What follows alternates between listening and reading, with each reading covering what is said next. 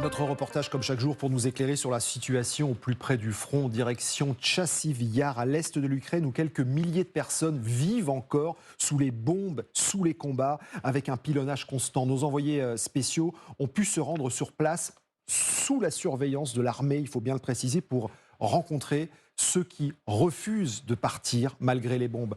Notre document LCI ce matin, signé Hélène Bonnet, Vincent Wartner et Alexander Bensa sur place.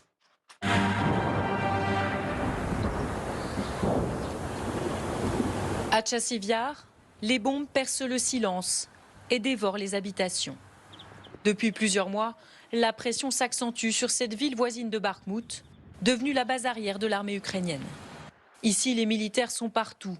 Il y a un mois, ils témoignaient librement devant notre caméra. Désormais, nous avons interdiction de les filmer ou de leur parler. Un officier y veille et nous escorte pendant notre tournage. Avant la guerre, Tchassiv Yar comptait 13 000 habitants. Il ne reste désormais que quelques centaines d'irréductibles, habitués au son des obus. Maintenant, on sait faire la différence entre ceux qui arrivent et ceux qui partent. Pourquoi je reste à Tchassiv Yar? Je vais vous le dire, ma retraite, c'est 3000 grivnia et je n'ai pas d'autres revenus. Si je pars, je n'aurai pas de quoi payer un appartement. La Poste est le dernier service qui fonctionne encore. Anna sillonne la ville plusieurs fois par semaine pour distribuer les pensions. Vous ne m'avez pas donné la bonne somme.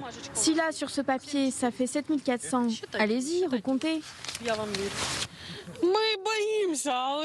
On a peur, bien sûr, mais qu'est-ce qu'on peut y faire?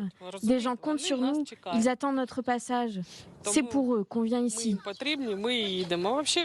Une bouée de sauvetage pour Anatoly. À 84 ans, il nous raconte sur quoi repose sa survie. Je suis devenu éleveur de ragondins.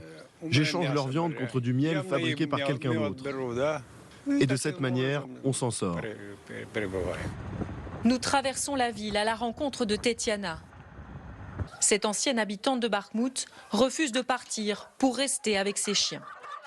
Elle en a recueilli une vingtaine. Lui, il vient de Bakhmout. Tetiana nous montre sa chambre. Une pièce où s'entassent animaux, vêtements et produits alimentaires. Et certains me disent que je ne suis pas normale, que j'ai une vingtaine de chiens et que ça ne tourne pas rond chez moi. Chacun peut bien penser ce qu'il veut. Comment pourrais-je les quitter et partir? D'autres l'ont fait. Vous trouvez ça normal, vous? La normalité a depuis longtemps quitté Tchassiv Yar. Au point d'invincibilité, pas question de parler des sujets qui fâchent. Celui des enfants qui seraient encore cachés dans les caves pour ne pas être évacués, ou des habitants qui attendent les Russes. Mademoiselle, vous voulez que j'aborde des questions politiques? Je vous ai dit que je ne voulais pas en parler. Pas tant que l'avenir de Tchassiv Yar demeure incertain. Voilà pour ce récit, pour ce reportage au plus près du front. Hélène Bonnet, Vincent Wartner et Alexander Bensa.